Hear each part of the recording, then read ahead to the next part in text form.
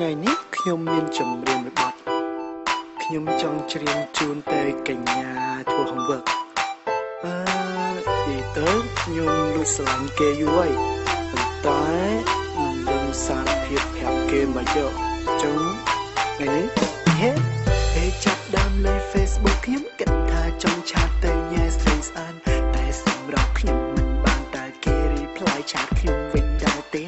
រួមថតខ្ញុំដឹងសឹងតែ copy ចេញមកពីប្រុសស្អាតកូរ៉េព្រោះអីអាចគេមកមាត់មិនលយគេមិនងាយ confirm ញីរ៉េតែមានពេលមួយខ្ញុំអាចចង់ស្រីស្អាតរៀងគេ slim លយបោះគេគូប្រាថ្នាទេមិនដឹងថាគេទំនេរឬសង្សារបោះគេតែចៃដន្យអីឃើញគេផុសវីដេអូមួយចង់ like ខុសគេ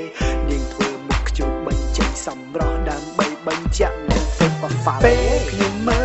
លហើយចង់លួងស្រឡាញ់នាងគ្រាន់តែខ្ញុំអៀនមិនហ៊ានមិនដឹងគួរចាំផ្ដើមបែបណា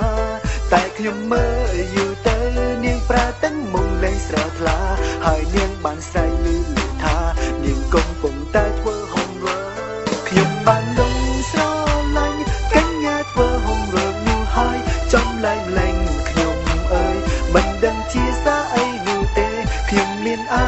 រម្មណ៍ប្លែកមិនហ៊ានប្រកែកខ្លួនឯងមានអារម្មណ៍ចំបែកលួចស្រឡាញ់គេមិនដឹងខ្លួនថាស1 2 3សុំហ៊ានតាមគេសុំអូនបងទៅ homework ម៉ែអូនបងទៅ homework អូនបងទៅ homework គេនៅហើយអូនបងទៅ homework គ្រាន់តែ friend នាងមានចំនួនដល់ 5000 នាងរងចាំ status ចាំ like ចាំ comment ចាំការតបតនាងនិយាយពាក្យល្អពីនាង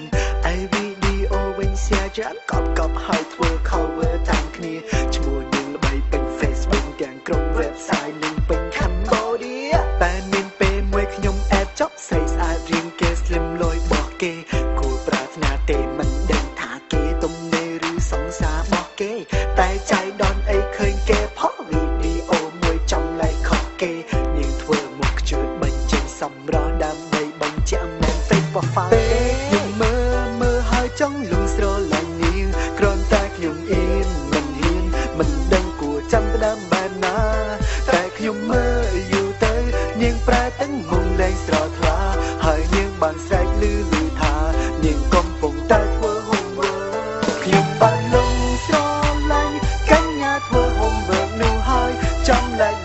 ខ្ញុំអើយមិនដឹងជាសារអីនោះទេខ្ញុំមានអារម្មណ៍ប្លែកមិនហ៊ានប្រកែកខ្លួនឯងមានអារម្មណ៍ចំបែកលួចស្រឡាញ់គេមិនដឹងខ្លួនលួចស្រឡាញ់កញ្ញាធ្វើ homework ឲ្យខ្ញុំ